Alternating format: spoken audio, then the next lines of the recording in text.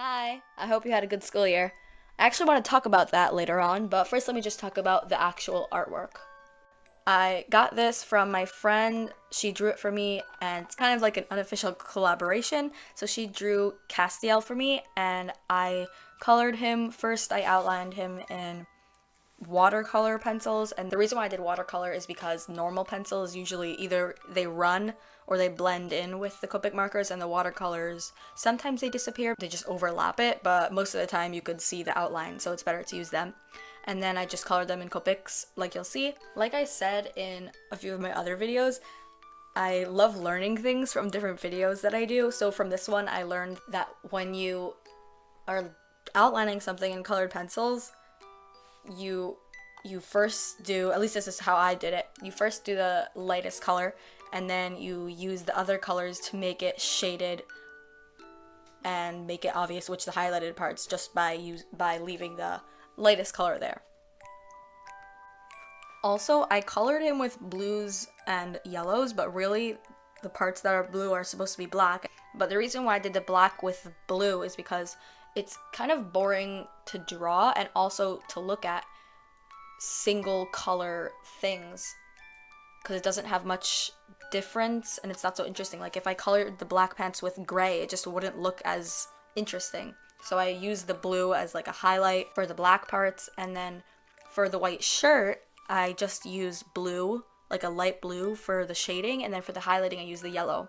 And all the yellow that's in the picture is from the halo on top, and then the blue is just, I guess, from the setting that he's in. Okay, yeah, that's pretty much what I wanted to say about the artwork. So now back to the topic of school. I think that now that summer's here, don't get me wrong, I love summer. It's always nice to have a break from something, but I think that school definitely gives you a chance to do things that you wouldn't do if you weren't at school. Like for example, because you're at school, you're forced to see all these people, so you hang out with them more. Like now, I'm not hanging out with all the people that I am in school.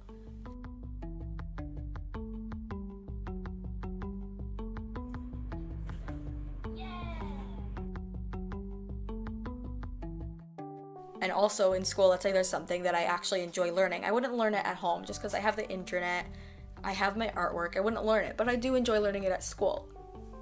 So there's this, like, it's the idea that when you're forced into something, even though you'd rather be doing something else, you're glad that you're forced to do it because it's something that you wouldn't do otherwise. So now that it's summer, it's kind of like I'm being lazy, I'm sleeping in, and I like sleeping in, I love sleep. But in school, that feeling of being so productive, it just feels so good. Like one day I went out and had a full day outside and I woke up at 7 and it was like, whoa, this feels so weird because I haven't been doing it the entire summer, which was only like half a week so far. I ended on Friday, but anyway.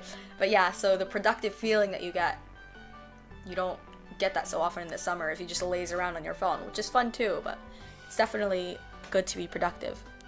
So with summer, relaxation is good, but being productive, bleh. But being productive feels good too. Also, you can arrange to see friends. It's just harder. But what do you guys think? The video's almost over, so I'll just end soon, just letting you watch it in silence without my rambling. But do you think that it's a good thing that you're forced to do things for certain reasons because there are things that you would do that you wouldn't do if you didn't go to school? Or do you think that you should just use effort to do those things without having to be forced to go to school? Besides the whole legal part and like learning and like getting a job. Besides for all of those things. Okay, yeah. Thanks for watching, guys. See you. Bye.